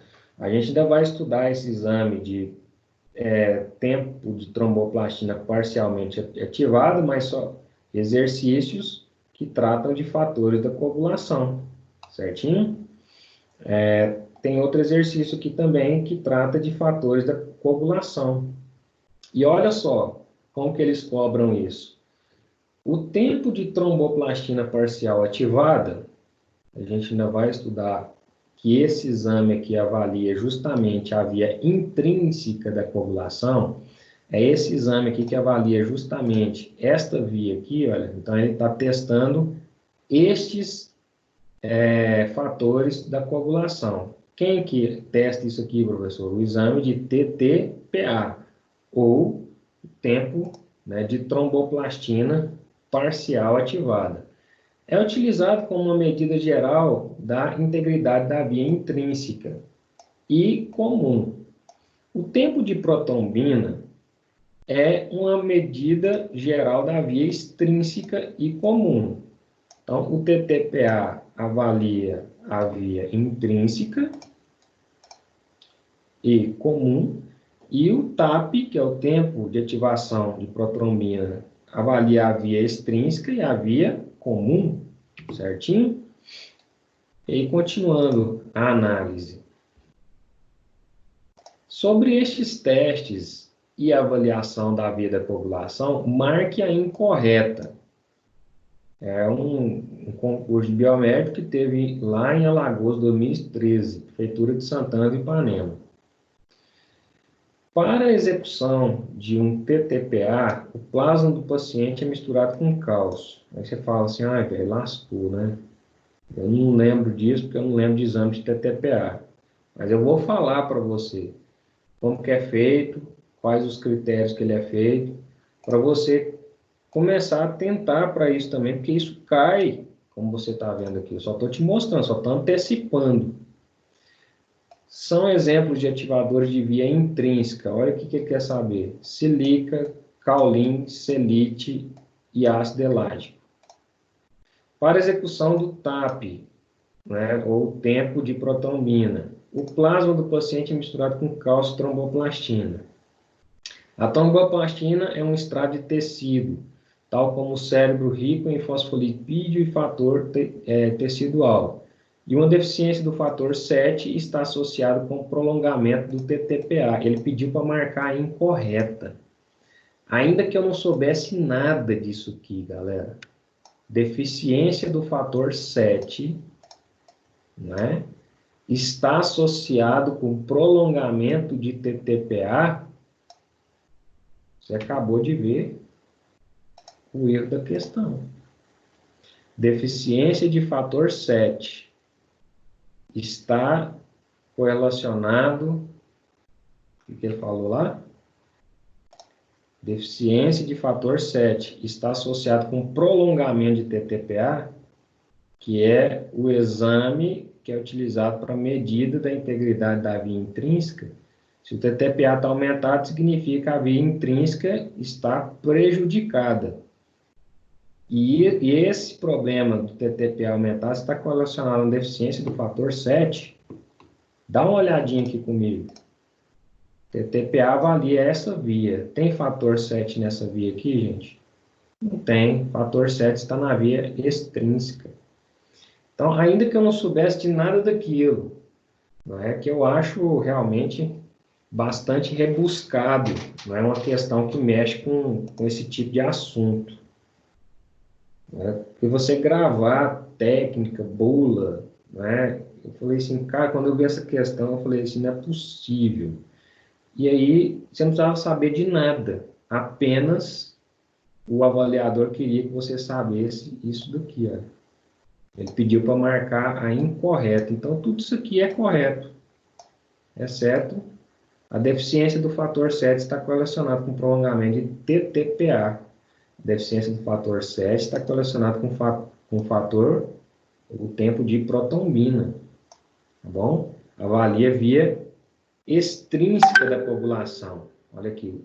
Tempo de protrombina é uma medida geral de via extrínseca e comum. Então, a alternativa errada é letra E. Certinho?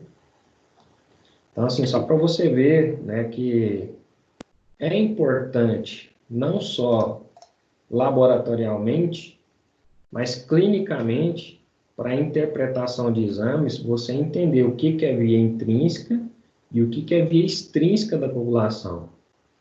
E aí, tarefa para casa, não é? Tarefa para casa, para você fazer isso daí, né? O que é via intrínseca e o que é via extrínseca da coagulação, porque a próxima aula eu vou vir falando desses exames, e aí é essencial que você saiba quais os fatores da coagulação estão presentes na via intrínseca, quais os fatores estão na via extrínseca e quais os fatores estão na via comum. Porque quando eu for falar de tempo de coagulação, né, quando eu for falar de TAP e TTPA, que são os exames que avaliam a via ou a hemostasia secundária, você vai estar entendendo tudo o que eu estou falando. Não vale nota, mas é essencial para que você acerte questões e saiba raciocinar dentro daquilo que a gente está falando. Caso contrário, aula que vem, você vai ter alguma dificuldade nisso daqui, tá bom? Certinho? Tem exercícios para casa, professor? Tem exercício. Quem já me entregou, beleza. Teve gente que já adiantou aí. Que é os exercícios que estão lá no seu AVA. Além desses exercícios aqui, né? No seu estudo dirigido, que também está lá no seu AVA, existem outros exercícios, né, a ser trabalhados? Sim. Você vai lá no seu portal, você vai ver que tem exercícios lá nesse encontro. Olha lá. Deixa eu colocar aqui. Hematologia. Olha aqui, no encontro passado, né, eu passei um exercício aí de você fazer o desenho, né, da linhagem mieloide. Lembra desse exercício? O pessoal já me entregou, eu já validei os pontos. Certinho? Exercício da aula de hoje, né, esse exercício aqui, olha, exercício para leucemia linfóide. A gente já estudou sobre esse assunto. Foi o tema da aula passada. Mas na aula passada, como eu tinha passado para você fazer o exercício da linhagem mieloide, aí agora você vai fazer o exercício da linhagem linfóide. Olha aqui. Você chegar lá. Olha. Em seu caderno de prática, desenhe linfoblasto L1, linfoblasto L2, linfoblasto L3 e linfócito atípico. Entregar por e-mail até o dia 26/5. Então tá lá, só estou te avisando que tá lá no seu AVA, tá bom? E a data para entregar. Certinho? E aí na aula passada eu mostrei o que é um L1, o que é um L2, o que é um L3. Então, ou você dá uma olhadinha na aula passada, ou você vai nesse site incrível que a maioria do mundo conhece, né? E aí você digita aqui, ó, linfoblasto. Bom, digita linfoblasto para você ver o que é um linfoblasto. Coloque em imagens. Aí. Os linfoblastos. Certinho? Linfoblastos. Aí, vários. Você pode escolher, né? Para você dar uma desenhada aí no que é um linfoblasto. Eu quero linfoblasto L1. Lá. Linfoblasto L1. São os linfoblastos pequenininhos, ou linfoblasto de menor tamanho, tá bom? Então tá aí. Linfoblastos L1, L2 e L3. Olha aqui que massa. Questão de pesquisa, né? Então, linfoblastos L1, pequeno, cromatina escura, Isso aqui, cara. Estou demonstrando que tem lá. Para você olhar justamente isso aqui. Ah, eu não gostei dessa imagem. Aí coloca outra. Né? Ah, eu não gostei dessa imagem. Coloque outra. Tem várias imagens aqui falando de linfoblastos do tipo L1, L2 e L3. Bom, isso daqui está bem tranquilinho, olha. Um quadro bem resumido para você fazer esse exercício aqui, olha. Em seu caderno de prática, desenhe linfoblasto L1, L2, L3 e linfócito atípico. Ah, pessoal, aqui não tem linfócito atípico? Tem linfócito atípico. Não tem linfócito atípico aqui, professor? Aqui, gente, ó. Esse site, linfócito.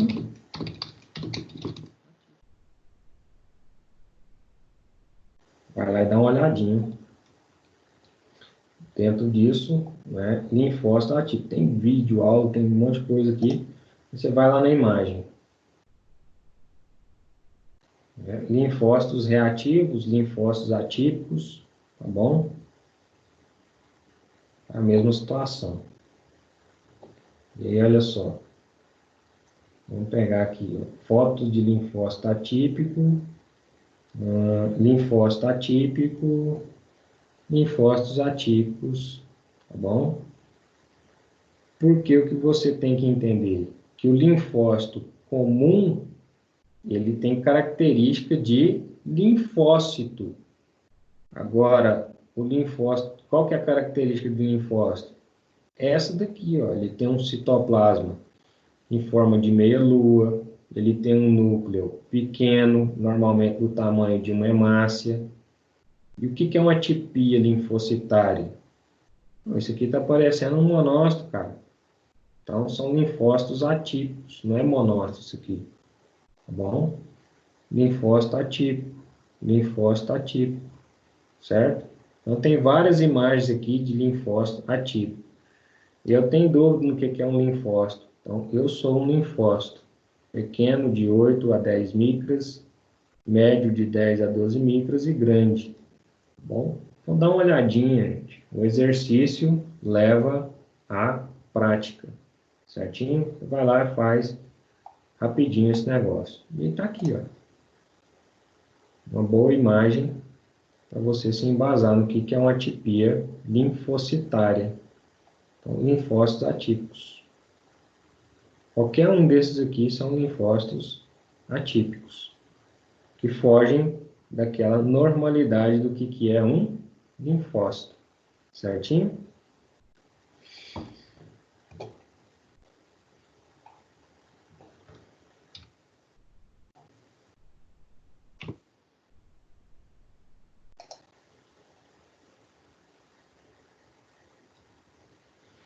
Subsidiando vocês.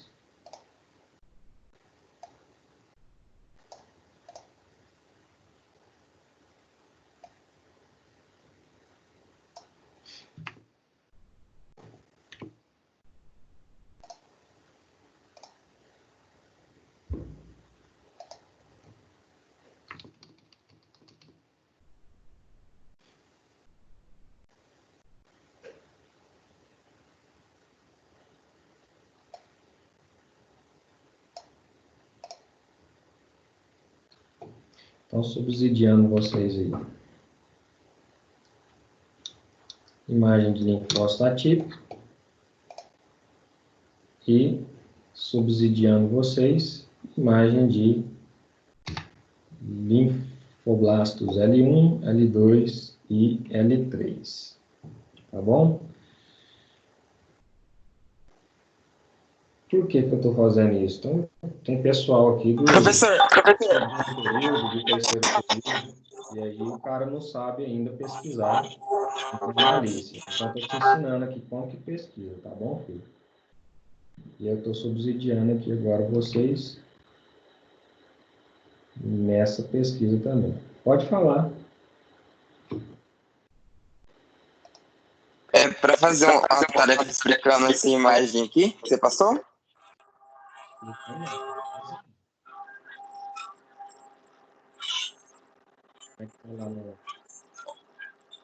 Em seu caderno de prática, desenho. Linfoblasto L1, L2, L3. Bom? Não, beleza. Essas aí eu já entreguei. Era de hoje. Isso. Valeu, garoto. E quem está entregando, eu estou acompanhando aqui e já estou pontuando, tá bom? Então tá lá, ó. Linfócito atípico, né? E para quem não fez, né? E aí entregar no e-mail, tá lá no grupo de vocês. Por que eu estou orientando? Isso aqui é do encontro 11, né? A gente falou isso na aula passada, está lá no exercício pós-aula. Então, para quem não viu, né, alguns alunos entraram em contato, professor, é para entregar, não é para entregar? Eu falei, não, peraí, essa semana vocês me entreguem o que eu pedi na semana passada, né? O que eu pedi na semana passada, gente? Para fazer os exercícios aqui, ó. Então, aula da semana passada, tá aqui. Boa noite, pessoal. Segue o link da aula, depois eu coloquei aqui no finalzinho da aula pedindo para vocês desenhar isso, não foi? Beleza. Aí nessa aula de hoje, estou pedindo para desenhar isto, certinho? E tá aqui o link e eu estou te demonstrando que está lá no seu Ava e a data marcada para entrega. E aí, exercício para casa, para você vir craque para a aula que vem. Esse aqui não vale nota, né? Mas é um exercício essencial, creio eu. É você gravar isso aqui, ó. Então, vou mandar um print, olha lá, printar e colocar lá para você também. Lá no... Esse aqui não precisa me entregar, tá bom? Esse aqui é só para você vir de maneira bem mais tranquila na aula que vem. A gente vai estar falando de exames que envolvem esses fatores da população, que você já viu na aula de hoje e que você viu aí que, né, é essencial. Tá bom, pessoal? Vou ficando por aqui. Até semana que vem, na nossa aula. Pessoal, quem participar dessa semana da biomedicina aqui, ó, deixa eu colocar aqui, acho que eu não estou com a Aline aqui nesse grupo. Só um minutinho aí, pessoal. A Aline não está aqui não. Eu vou mandar um recadinho aqui no grupo, né, para vocês, de uma semana científica, que vai ter uma semana acadêmica, tá bom? E aí, participando dessa semana acadêmica e comprovando, né, você já vai adquirir aí mais 500 pontos, certinho? Para a sua atividade de pontuação. Aonde que estão essas atividades de pontuação? É aquelas que o professor lança, certinho? Além da avaliação que você vai fazer também. E eu não tenho nenhum posicionamento ainda, pessoal, se volta, se não volta. Assim que eu tiver algum posicionamento oficial, eu falo com vocês. Se vai voltar agora em junho, não é? Ou se não. Por quê? Algumas pessoas comentando algumas coisas aí.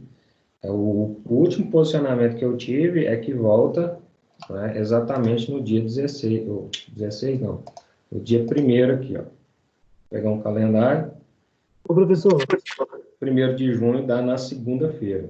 Então, esse é o meu último posicionamento, tá bom? Se algum outro coordenador posicionar aqui, eles vão começar a posicionar essa semana, aí eu repasso para vocês. Mas a minha última ordem é voltar às aulas dia 1º de junho, tá bom? Ô, professor,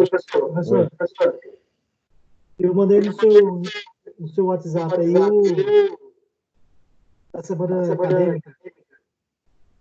Isso. Você já mandou aqui para mim? Positivo. Exatamente essa semana, Robson. Você me mandou no WhatsApp lá. Tá aqui. O Robson acabou de mandar. É isso aqui que eu estou falando. Valeu, Robson. Obrigado. Falou. Essa jornada aqui é que eu mencionei lá para vocês. Então, estimulando aí o cunho científico e pedagógico, participa lá que você ganha 500 né, nas minhas atividades que eu tenho como pontuar lá, tá bom? Então, 500 pontos. E aí vai começar justamente no dia 21, né, das 18 às 18h40. E aí tem aqui os temas, né? Empreender com inteligência digital. Esse aqui você pode deixar que eu te ensino, tá bom? Vai estar lá, beleza. 21/5 também, às 18h10 às 18h50, tem essas palestras aqui. E 18h40, 19h20, né, no dia 21, você tem essas outras palestras. Então, pessoal, é tudo no mesmo horário, escolhe o que você quer participar. Por exemplo, essa do dia 21 aqui, eu acredito que empreender com inteligência digital seria uma boa, mas é só uma sugestão, tá? Você pode escolher qualquer um. No dia 21 tem utilização do tempo para melhores hábitos alimentares.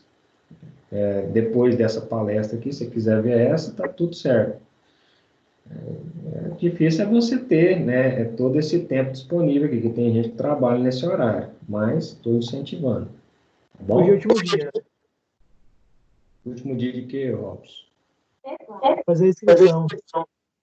Ah, tem que fazer inscrição. Gratuita? Então faz a inscrição lá, pessoal. Tá bom? Inscrição aqui gratuita, né?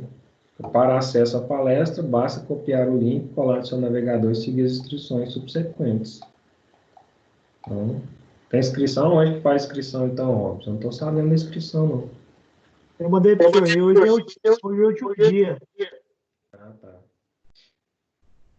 Aí vocês dão uma olhadinha lá, né, nos temas que vocês querem. É só no dia 21 e 22, né, ver lá uns temas de interesse aí para que você possa, ó, dia 21 da quinta-feira e 22 da na sexta-feira.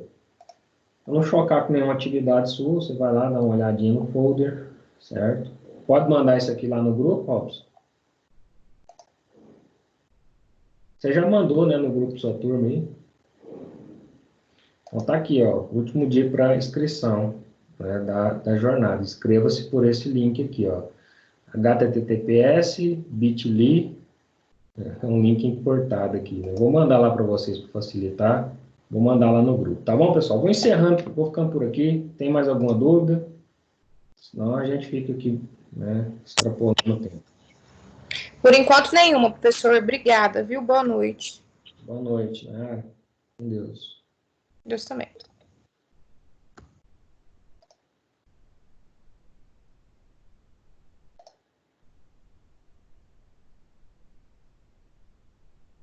Não. Tem quantos professores, Cláudio? Agora eu mando trabalho aí.